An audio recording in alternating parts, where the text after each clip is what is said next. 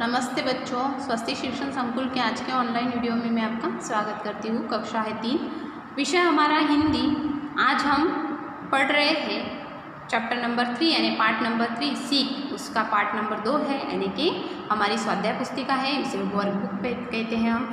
वो स्वाध्याय पुस्तिका में से हम पार्ट नंबर 3 सीख पढ़ रहे हैं।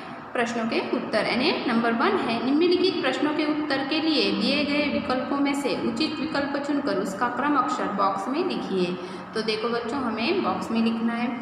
यहाँ पे 1 नंबर पे है, बड़े सवेरे उठना कौन सिखलाता है। जो हम टेक्स्ट बुक यानी पाठ्य पुस्तक में से पढ़े थे सीख, उसमें मैंने आपको बताया था वो जो कविता थी, गीत था, वो हमने पढ़ा था। बड़े सवेरे उठना कौन सिखलाता है, फिर हमें सूरज, क्या आएगा वहाँ पे, सूरज यानी अनम। फिर 2 नंबर पे खुश रहना कौन सिखलाता है, खुश रहना कौन सिखलाता है, तो हवा खुश लगना सिखलाता है। जग को नया उजाला देने की सीख हमें कौन देता है, तो चाँद। फिर है झिलमिल मस्ती वाले गीत सदा सुनाने की सीख हमें कौन देता है, तो क है सितारे। फिर बाद में है 5 नंबर पे, पूरा दिन मेहनत में दबकर चोट खाकर भी फल देने की सीख कौन देता है, तो पेड़।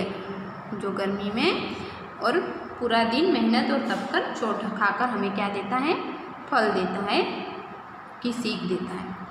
फिर है 6 नंबर पे, कल कल स्वर में नदी क्या करती है, तो बहती है, तो बहती है। फिर है 7 नंबर पे, पल पल सबकी भलाई करने की बात कौन करता है, तो कौन करता है, झरना। पल पल सबकी भलाई करने की बात झरना करता है।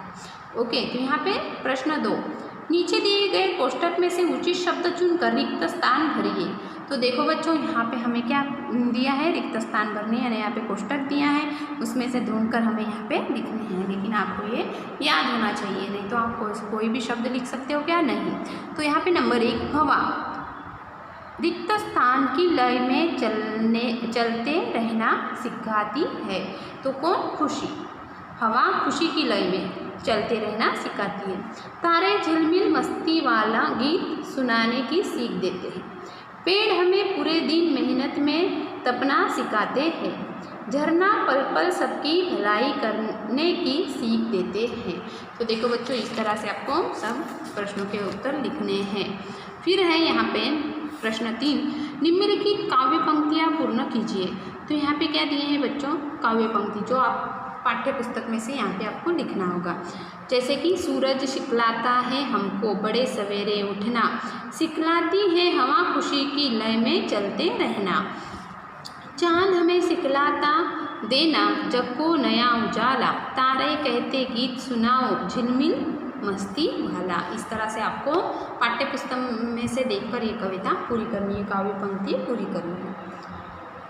प्रश्न 4, निम्नलिखित प्रश्नों के उत्तर एक एक वाक्यों में लिखिए। तो यहाँ पे आपको एक एक वाक्य में प्रश्नों के उत्तर लिखने हैं। सूरज हमें क्या सिखलाता है, तो सूरज हमें बड़े सवेरे उठना सिखलाता है। हवा हमें क्या सिखलाती है, हवा हमें खुशी की लय में चलते रहना सिखाती है। नंबर 3, जग को नया उजाला कौन देता है, जग को नया उजाला चांद देता है। नंबर 4, नदी हमें क्या बताती है, नदी हमें बताती है कि हमें निरंतर अपने काम में लगे रहना चाहिए। तो देखो बच्चों, इस तरह से आपको एक एक वाक्य में उत्तर लिखने हैं।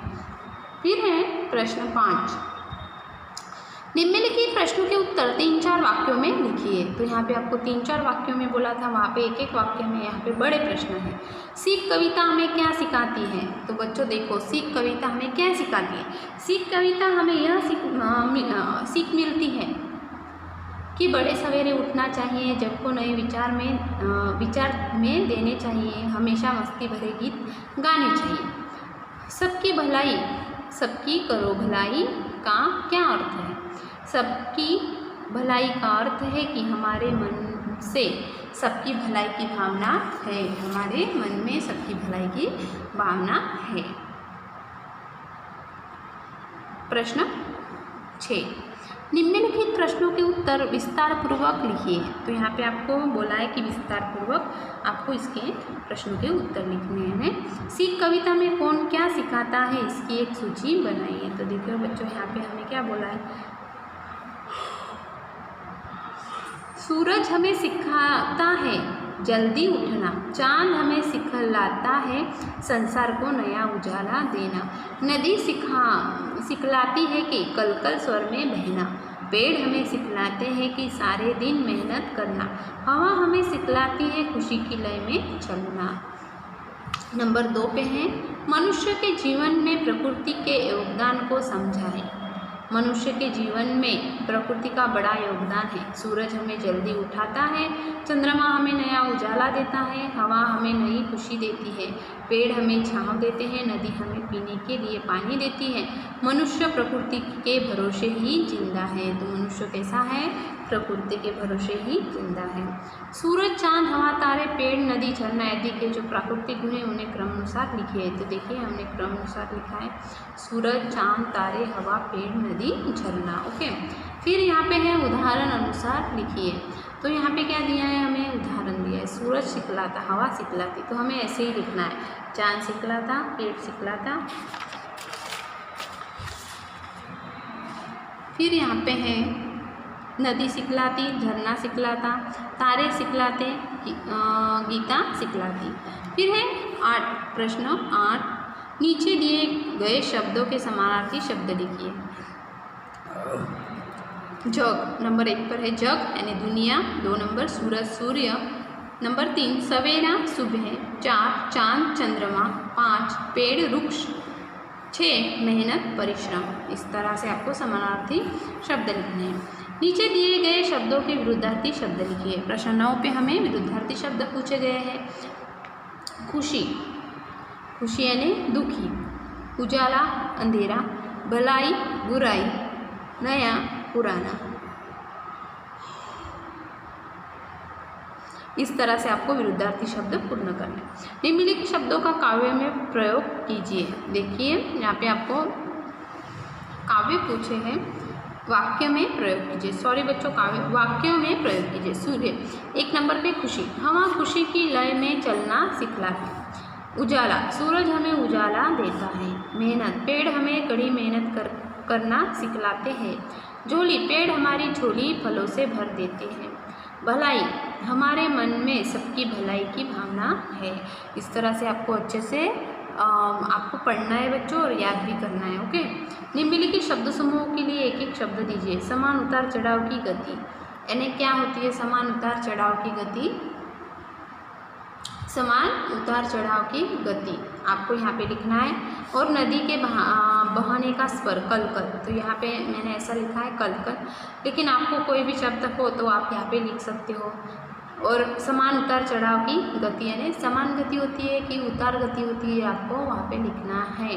ओके, तो देखिए बच्चों, हमारा जो वर्कबुक यानी स्वाध्याय पोथी में से जो पार्ट नंबर हमारा 3 है सीख, यहाँ पे हम आपको क्या करना है, पूरे प्रश्नों के उत्तर आपकी स्वाध्याय पुस्तिका में लिखने हैं और अच्छे से आपको सुंदर अक्षरों में लिखने हैं और 2 बार आपको पढ़ने हैं और याद भी करने हैं।